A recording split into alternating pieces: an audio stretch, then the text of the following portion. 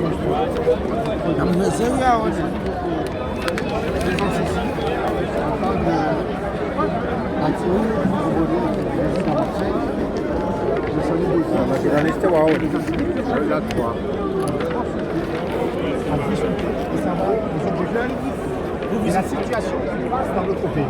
êtes natif de Marseille et aujourd'hui vous êtes inquiet par ce qui se passe dans votre pays. Tout le monde est inquiet. En particulier, personnellement, je suis inquiet à la situation actuelle qui est propagée en pagaille dans notre pays suite à notre dictateur, Azali Assoumani, qui a régné dans notre pays depuis des années, parce que depuis 98, 19, 2000, 2001, jusqu'à arriver en 2016, il a pu quand même être au siège de l'État, mais ce n'est que des systèmes d'imbroglio qu'on n'arrive même pas à calculer. Quelqu'un qui a son esprit en main à diriger un pays, c'est quelqu'un qui a semé le trouble de tous les côtés de 4 coins du pays, de l'archipel. Et comment que nous parlons?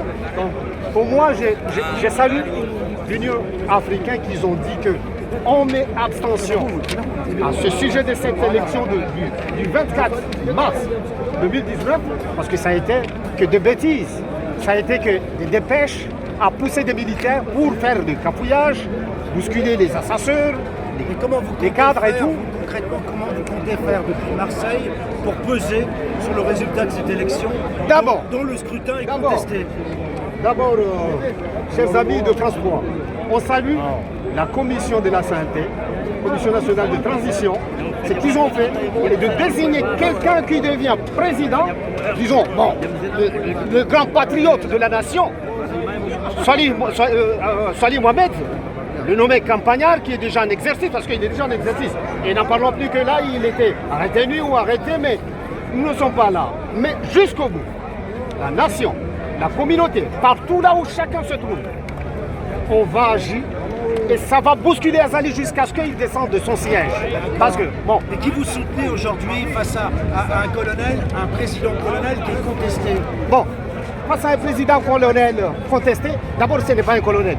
Parce que s'il s'agit d'un vrai colonel, qui a les vraies nominations de l'échelle ou de l'organigramme administratif militaire, il devrait respecter la déontologie de son ami, de son ami de même service, Salih Mohamed Campagnard, parce que Salih Mohamed Campagnard, lui, il a pu quand même mobiliser, changer une vie d'un pays pendant une journée. On peut changer une vie à une journée, c'est lui qui a dit ça.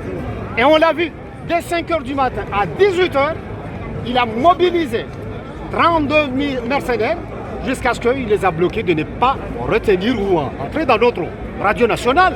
Ça, c'est déjà symbolique. Et là, on dit que bon, on salue tout ça.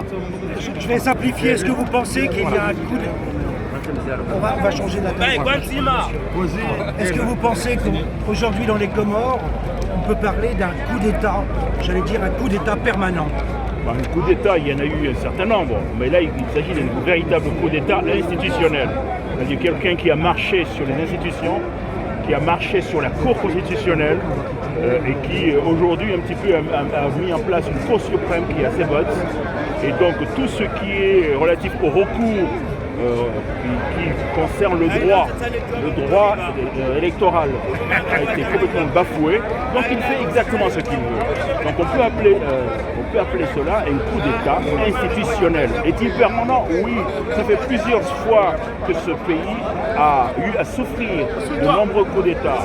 Et cet homme qui est à la manœuvre, qui s'appelle Azali Assoumani, cet homme est un familier des coups d'État. C'est un véritable putschiste. Un colonel, il s'affirme colonel, sans courage, et qui a fui, et qui allait se cacher dans une ambassade lorsque le mercenaire Bogdanov est venu attaquer son pays. Voilà à qui nous avons affaire.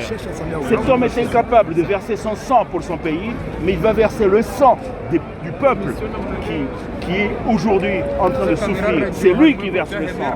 Mais il a compris, il s'est dit non, mon sang à moi n'est pas digne de ce pays. Voilà. Et c'est cette personne, en fait, qui aujourd'hui fait en sorte que tout ce monde se mobilise pour effectivement qu'il s'en aille, qu'il dégage, qu'il sorte de nos vies, parce qu'il nous... Allez, je ne veux pas être vulgaire, il nous empêche d'exister. Il rend obscur l'avenir de nos enfants. C'est un homme qui a un bilan absolument négatif. Il ne fait rien, il ne construit rien, il ne bâtit rien. L'enseignement public est à la ramasse. Les écoles sont détruites. Les hôpitaux sont à l'abandon. Les gens pour se soigner vont à Mayotte, de l'autre côté, et se font renvoyer par petits bateaux. Vous connaissez le problème qui est aujourd'hui en train de pourrir les relations entre la France. Qui vous voulez soutenir aujourd'hui dans une opposition qui est muselée, qui est enfermée, qui est réprimée dans la rue? Monsieur, l'opposition aujourd'hui est structurée autour d'un organisme qui s'appelle le Conseil national de transition. Nous qui sommes ici, nous, les Comoriens de l'extérieur, qui organisent cette manifestation, nous soutenons totalement, complètement, ce Conseil national de transition, qui est aujourd'hui dirigé par le colonel Campagnat. Bon, courageux, parce que ce que je ne vous ai pas dit tout à l'heure, c'est le seul qui a osé prendre une balle lorsque Baudenard est arrivé au Comores. Lui, il s'est défendu. Alors que le chef d'état-major qui s'appelle Azali Assoumani est allé se cacher. Il n'a jamais organisé la moindre résistance. Il est allé se cacher à l'ambassade. Voilà. Lui, il a eu le courage. Lui, il est loyal à son pays. Alors celui-là, nous disons, nous, voilà l'homme qu'il faut que nous soutenions. Parce qu'aujourd'hui, il faut un homme courageux. Il faut un homme courageux. En période trouble, il faut un homme courageux. Lorsque la France a eu à souffrir de l'occupation nazie, il a fallu un homme courageux pour dire non, non, nous n'acceptons pas la domination. Aujourd'hui, nous sommes sous la coupe, sous la chape dure, sanguinaire d'un homme qui s'appelle Azali Assoumani. Cet homme, il faut qu'il se dégage. Je vous le répète. Monsieur.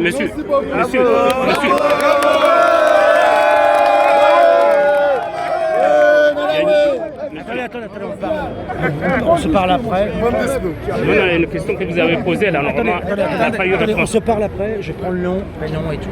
D'accord, pas faire de faute d'orthographe, parce que je veux après que ce témoignage remonte. Bien sûr. Moi, je m'appelle. Je note toujours sur les pages. Alors, mon prénom, c'est Zilé. I-L-E. Mon nom, c'est Soli. S-O-I-L-I-H-I.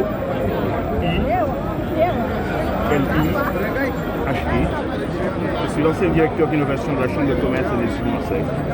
Voilà, je suis l'ancien cadre dirigeant du groupe Thomson. Je suis l'ancien directeur d'innovation de la Chambre de commerce et d'industrie de Marseille-Provence. Et aussi l'ancien cadre dirigeant du groupe Thomson. Voilà. Et qui ne me dit pas ça? On ne se retire jamais. On ne se retire jamais des affaires. Ça me vexe. Ça me vexe, mon nom est précieux. Le 1er février.